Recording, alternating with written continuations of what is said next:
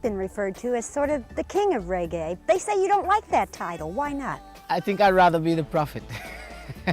So that spirit of needing for recognition and identity forced the creativity of the people to come up with this music. Jimmy Cliff, I Can See Clearly Now singer, dead at 81.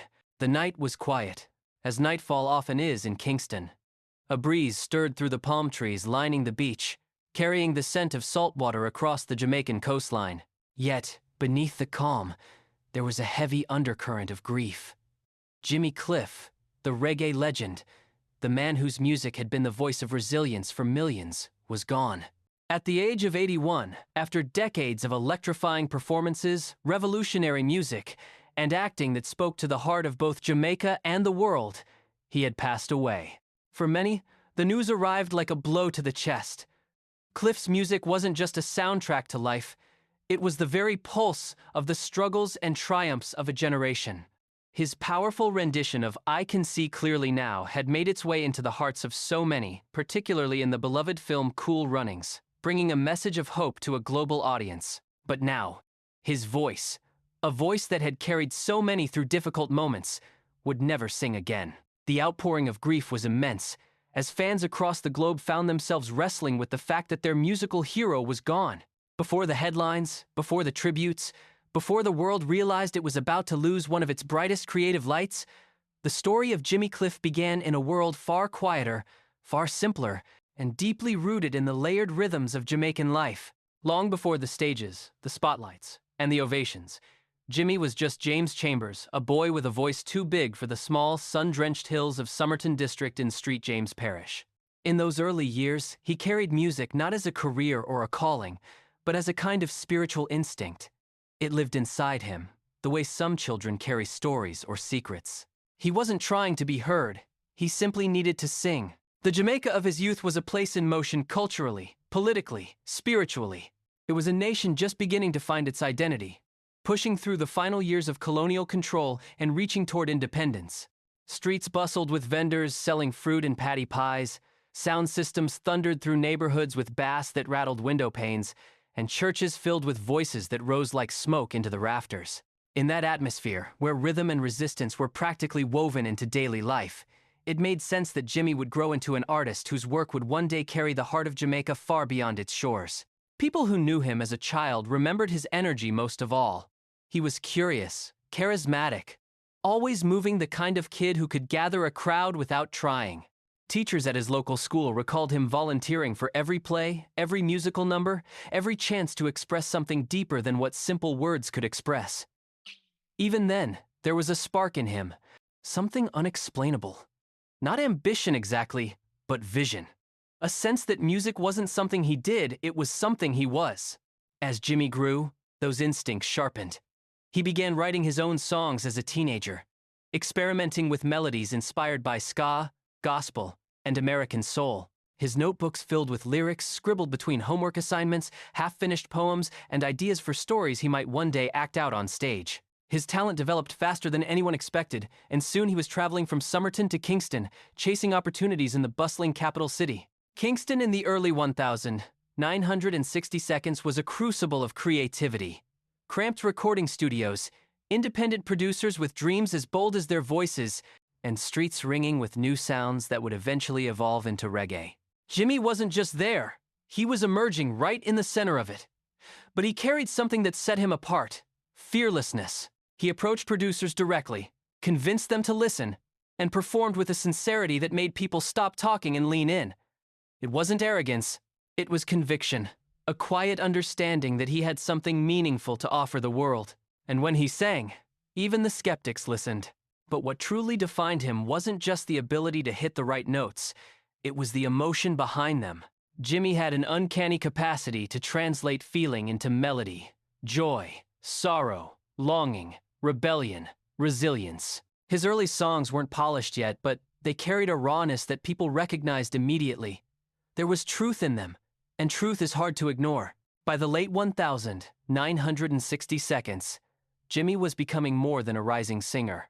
He was an emerging voice of a generation searching for identity. Yet even with his growing success, those who knew him personally described him the same way: gentle, thoughtful, introspective. He was the kind of person who listened deeply, who took long pauses before speaking, who found meaning in small moments, a shared joke, a warm breeze, a new guitar riff that felt just right.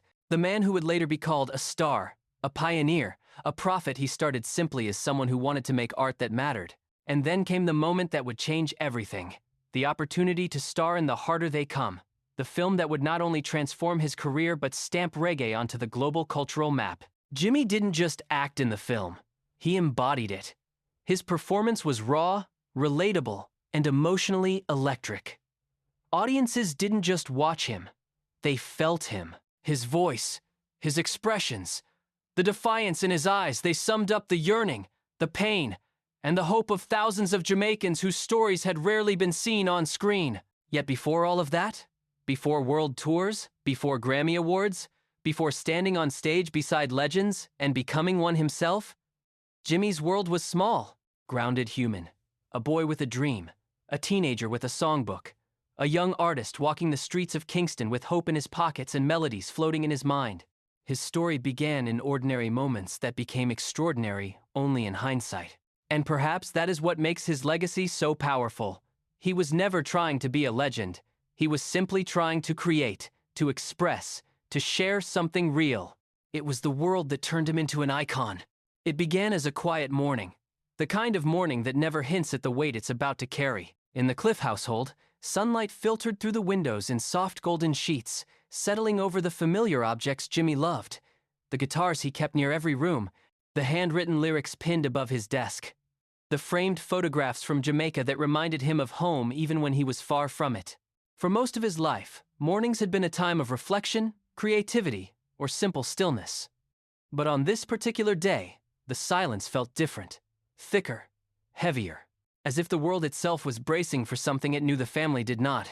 Jimmy had been battling pneumonia, a reality that those closest to him handled with delicate optimism and quiet worry. He had always been strong, resilient, the kind of man who could perform through exhaustion and travel across continents without complaint. But pneumonia is a thief of breath, and when it strikes someone whose voice has been their life's essence, the sting is particularly cruel. Still, in the days leading up to his passing, there were small signs of familiarity.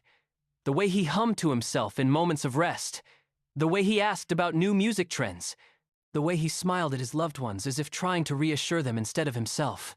Outside, the wind continued to move through the trees. Somewhere, a radio played one of his songs. A fan, unaware of the tragedy unfolding continents away, hummed along. But inside that room, the Cliff family knew. The world had just lost a legend. News of a death, especially the death of someone loved, admired, or culturally monumental, never spreads in a straight line. It moves like a quiet ripple, unnoticed at first, then widening, deepening, pulling more and more people into its wake.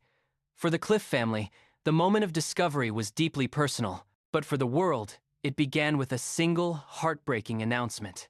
It was late afternoon when Latifah finally gathered the strength to share the news publicly. She had spent hours talking with family members, fielding phone calls filled with disbelief, and sitting in the stillness that follows that kind of loss, the kind where even breathing feels foreign.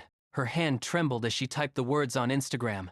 The platform Jimmy had always treated more like a window to the world than a tool for fame. Please know that your support was his strength through his whole career. And then, the words no one wanted to read. Jimmy Cliff had died following a seizure and complications from pneumonia. The post went live, simple and devastating. In an instant, the ripple began. Across Jamaica, notifications lit up phones. At first, fans blinked in confusion. A prank? A misunderstanding? A viral rumor? But it didn't take long for reality to take shape. Comment after comment appeared, shock turning into sorrow, sorrow into reminiscence. Some posted lyrics.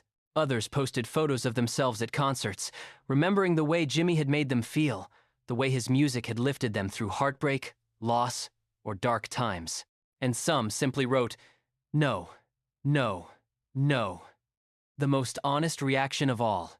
In Kingston, a local radio host was preparing for his evening segment when the news came across his desk. He froze. Jimmy wasn't just another public figure.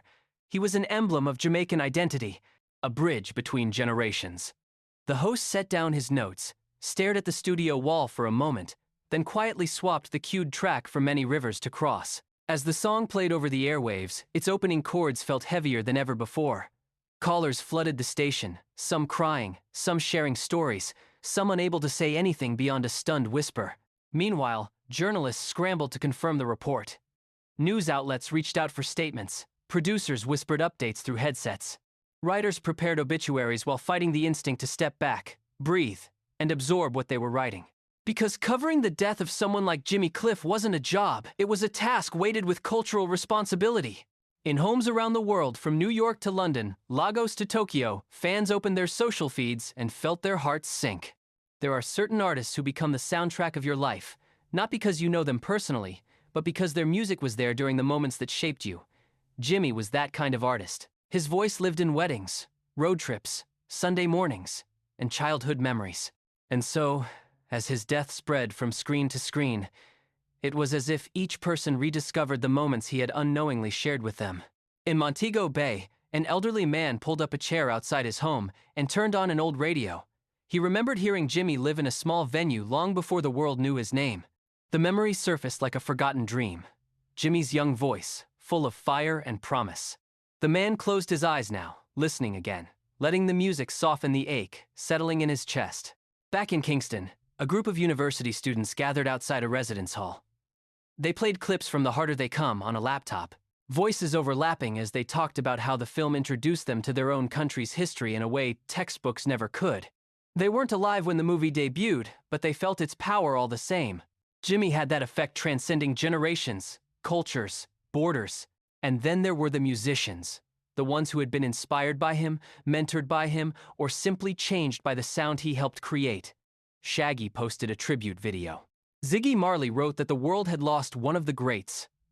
Producers, DJs, and artists across reggae, ska, rock, pop, and soul shared their grief. Some posted old stories. Jimmy laughing during a studio session, encouraging a young singer, cracking jokes backstage. Others posted silence, a single candle, a single emoji, or a photograph with no words at all.